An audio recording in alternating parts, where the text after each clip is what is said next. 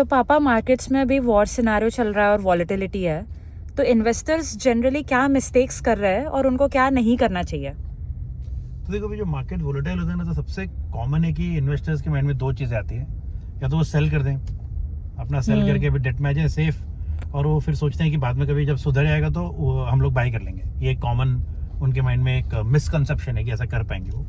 और दूसरा ये है कि अपने एस आई पीज रोक देते हैं, सब सेटल हो जाने देते हैं, तो ये भी उनके माइंड में आता है। तो ये दोनों जो क्लासिक मिस्टेक्स है, कई सालों से ये लोग हर कंट्री में लोग ऐसा करते हैं। अभी अवॉइड करने का तरीका क्या है, करें कैसे? पहली बात ये कि एक मेंटल ट्रिक बता रहा हूँ, वो आप याद रखना। पहले खुद को आप ले जाओ करीब 5 साल पहले। जब भी हमें ऐसा पैनिक होता है ना, तो चले जाओ 5 साल पहले। तो आप सोचो कि आज की सिचुएशन आप 5 साल पहले हो और अब कोविड के बीच में हो एग्जैक्टली। अब आप क्या करोगे?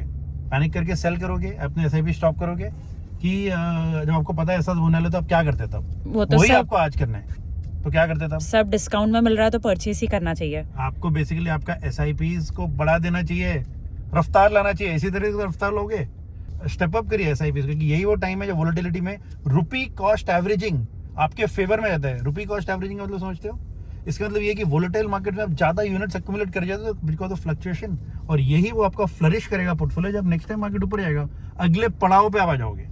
तो कोविड में एक पड़ाव था, अब आपका एक दूसरा पड़ाव है, यहाँ पे फ्लक्चुएशन हो रहा है। उसके बाद क्या 4-5 साल बाद एक दूसरा पड़ाव आ जाएगा। क्या आप उस पड़ाव की तैयारी करना चाहते हो कि नहीं करना चाहते हो? करना चाहते हैं। तो फिर ऐसा करना चाहिए लोगों को, एंड पैनिक नहीं करना चाहिए, और सेल और एग्जिट तो करना ही नहीं चाहिए, और स्टॉप नहीं करना चाहिए सब, राइट? That simplifies it.